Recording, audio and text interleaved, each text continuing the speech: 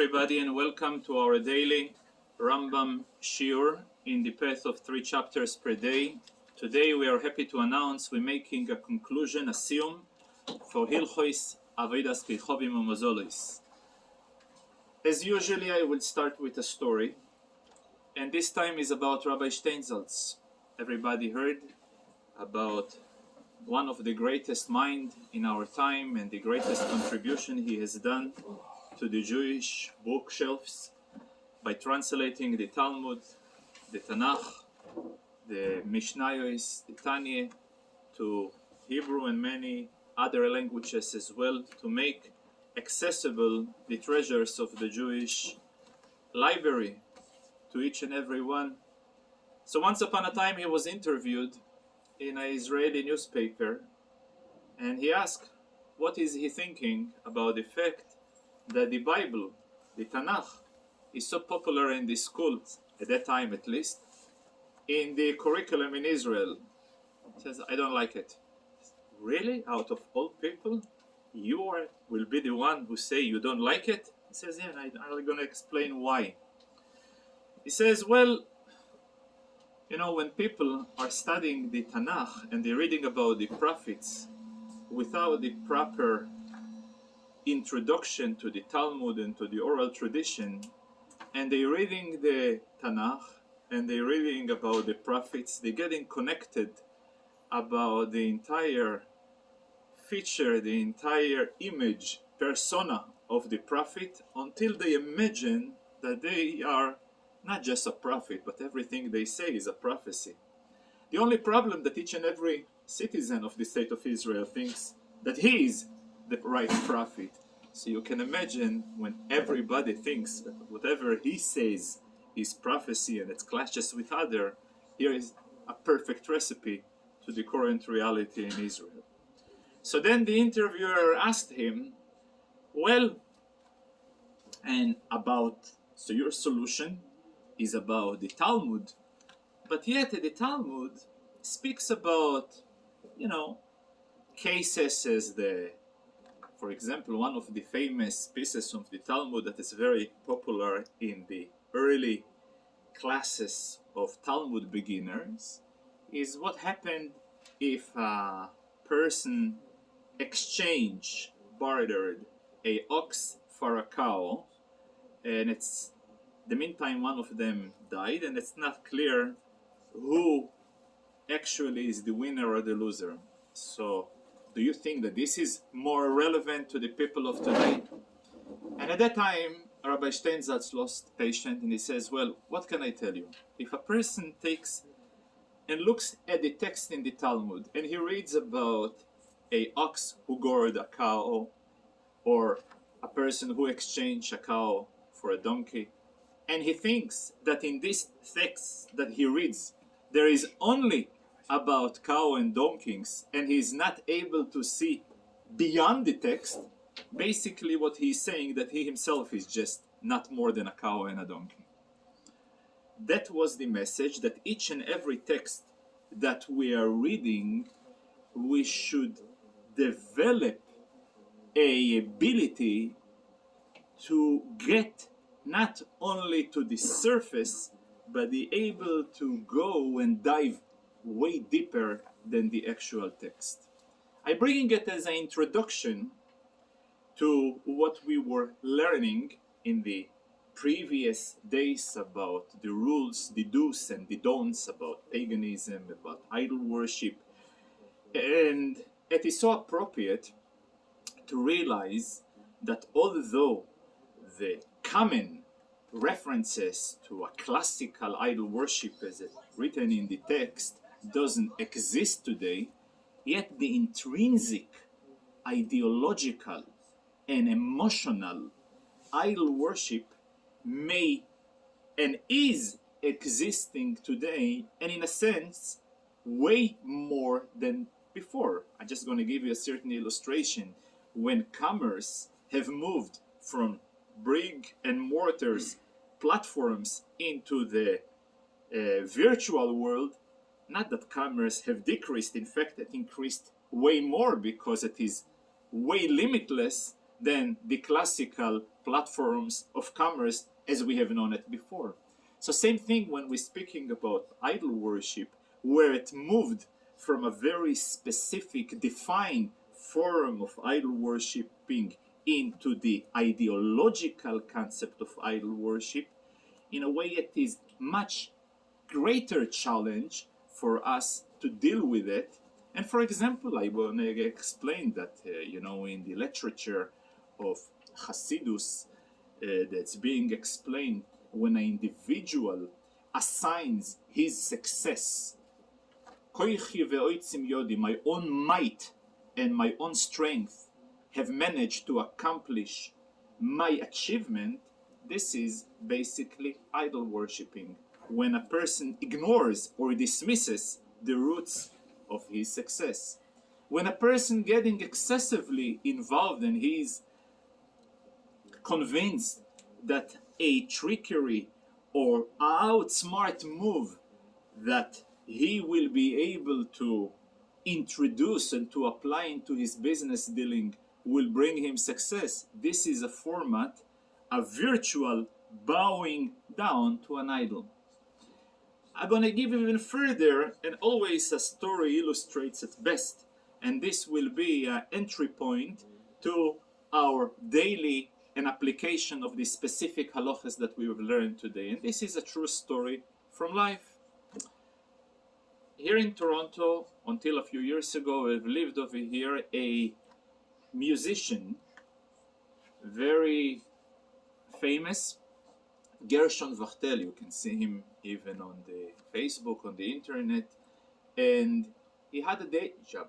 He was an insurance broker, and he was in the business of the insurance. So he told me when he went into the business of insurance, it was somewhere in the middle of the 80s, and he said to the Rebbe that he is considering to go to the insurance business.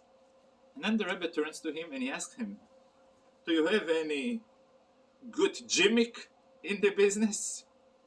He looks at the Rebbe, gimmick? And then he occurred to him that the Rebbe means gimmick.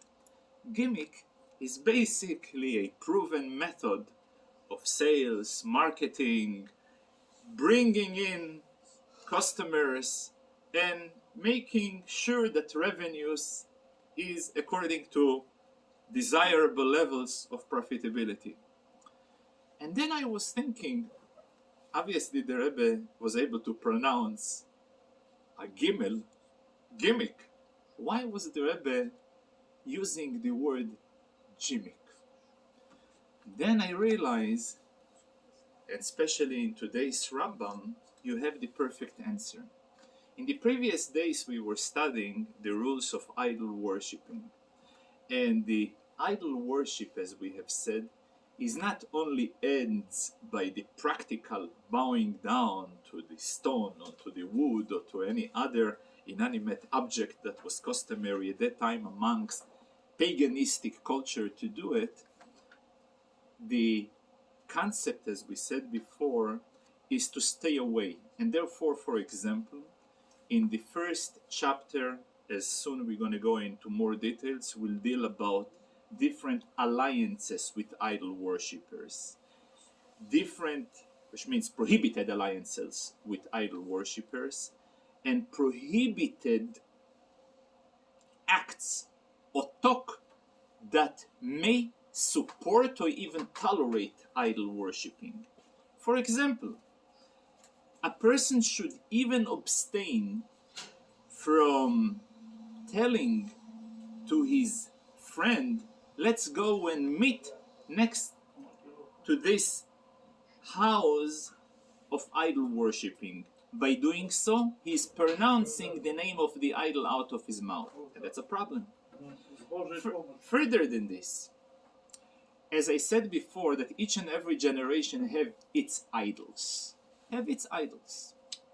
So in America, it's clearly, if you want to say what is the idol in America, at least at that time when the Rebbe was speaking with him somewhere in the 80s, obviously the dollar was quite a big idols. Business was also sort of idols. Marketing, also a form of idols.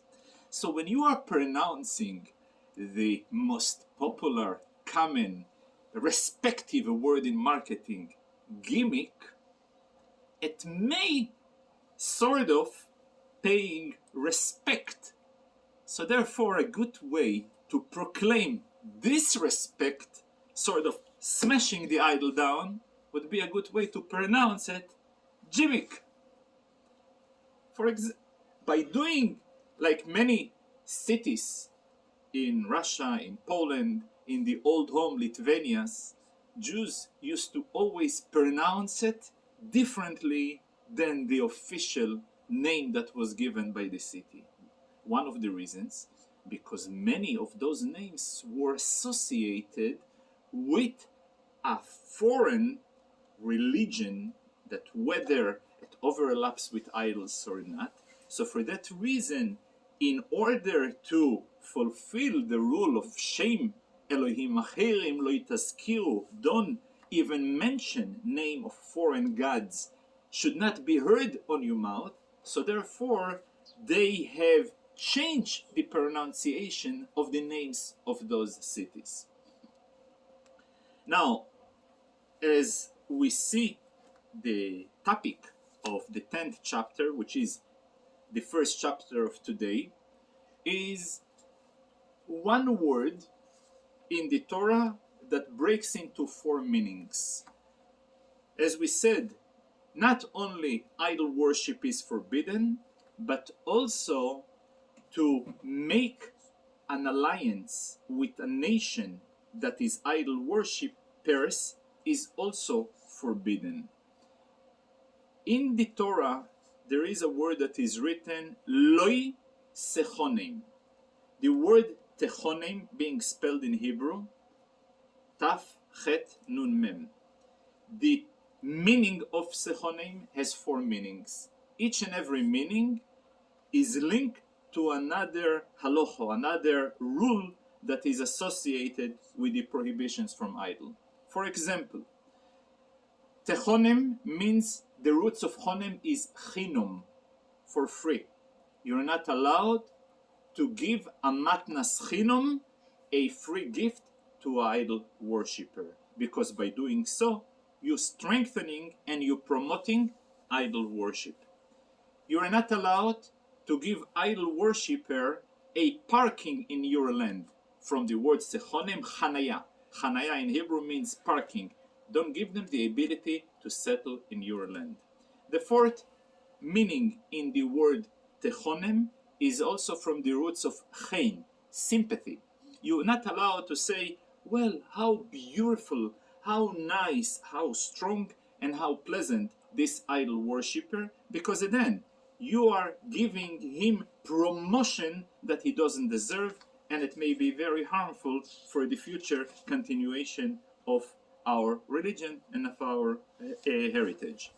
And the fourth explanation in the word techonem is don't have mercy on them. In other words, don't provide them healing unless there is payment for it, and it can be done also if there is a threat of animosity and hostility towards them. So in order to prevent them, it will be okay.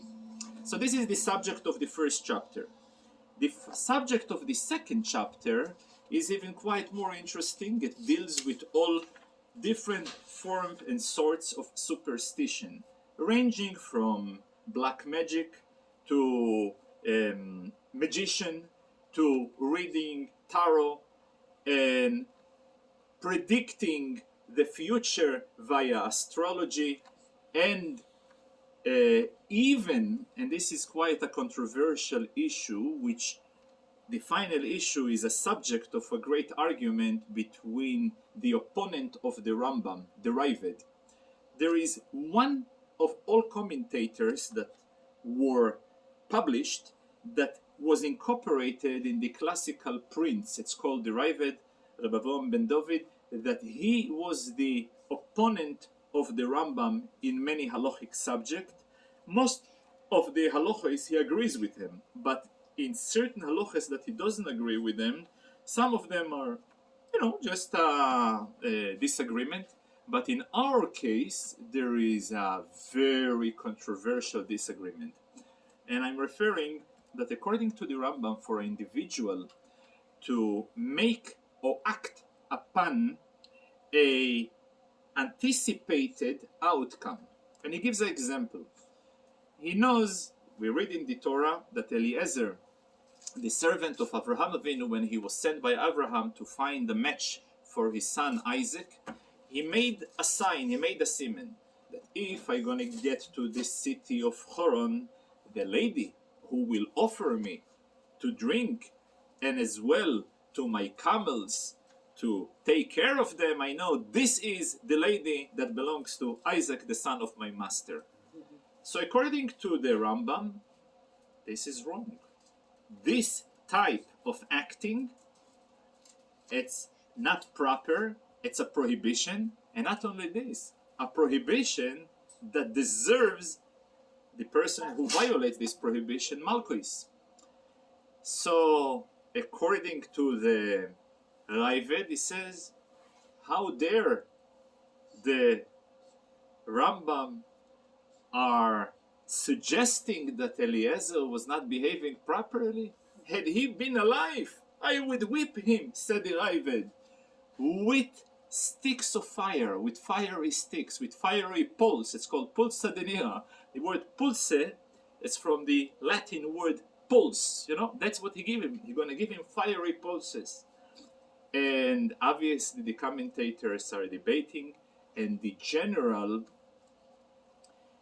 so-called reconciliation between those two opinions as the follow, which means it's okay, although that the Rambam outright he doesn't write it, but I'm saying the conclusion, it's okay for a person to make such a move as long it's not only random, that there is a logical sequence, as there is a statistical evidence in his decision. So this is the subject of the second chapter of today. The third chapter, which is basically also the final chapter of today's date, is speaking also about prohibition of mutilation. There is different forms of mutilations that the old paganistic cultures were incorporating in their lifestyles. For example, if a person, they lost someone who was very precious to them, they used to weather tattoo, make their flesh bleed, and so on and so forth. So this type of mutilation is forbidden. There is another form of mutilation that is forbidden, is basically for an individual who is a male to wear a garment of a female, and for a female to wear garment of a male, which is also seemingly today we are discovering America in this so-called open culture, but yet it's only a reincarnation of old ancient paganistic culture who getting resurrection today with the support and with the encouragement of the open media and so on. So it's very important to understand that this is rooted very deeply, very heavily in idol worship, in ancient idol worshipping that used to go on in those days.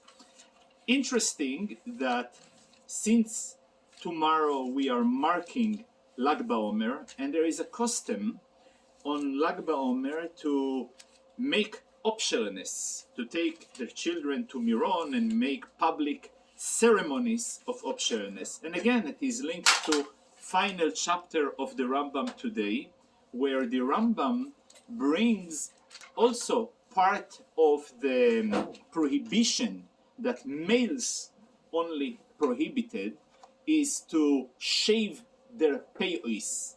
The reason, because it was also customary amongst the paganistic culture in those times. However, only male who have beards and peyois, they are the one who are prohibited from doing so. Female, it's okay since they don't have a beard, so it's okay for them to shave their peyois and so on. He happened to mention about what women are different than male as far as the prohibition of leaving or shaving the beard and the peyois goes. So he goes in about a general, and here is the roots. What differentiate a male and a female as far as the obligations of Torah? So the general rule is the following. All the negative mitzvot, commandments, all the prohibition of Torah are equally applicable to male as to female, besides three. The prohibition of shaving, the prohibition of leaving peyois, and the prohibition to be in touch with a dead body. A woman doesn't have the prohibition in case that she comes from the family of Kohanim. All other mitzvot asay, all positive commandments, so if a positive commandment that is not time bound, she is obligated. If it's a time bound, she is exempt, besides 5. What are the 5? It's Shabbat, Hakhel, Chagiga, Pesach. So those are the 4 mitzvot that women, despite the fact that it's mitzvot aseh, it's a positive commandment, that it's a time bound, again, I repeat, Kiddush, eating matzah, to eat the Korban Pesach, Hakhel, this is the year of Hakhel, and also Simcha, when they come to bring the offerings in Bet HaMikdash. These are the 5 time-bound positive commandments that women will be obligated. I will conclude with a general vote of the Tzemach Tzedek, since today we are marking the Lag BaOmer, and Lag BaOmer is the festival of Pnimiyut HaTorah. Of Pnimiyut HaTorah is the internal part of Torah. So I will share a vote of the Tzemach Tzedek that is associated with Hilchot Avodah Zarah. There is a statement in the Talmud that says like this: if a person invites you to a party, and in the party there is a waiter who pours you the wine, so though the wine belongs to the master, you will say thank you to the waiter, to the servant. So the question is, how come when it comes to a master and a servant, though the wine is not his, you will say thank you to the servant?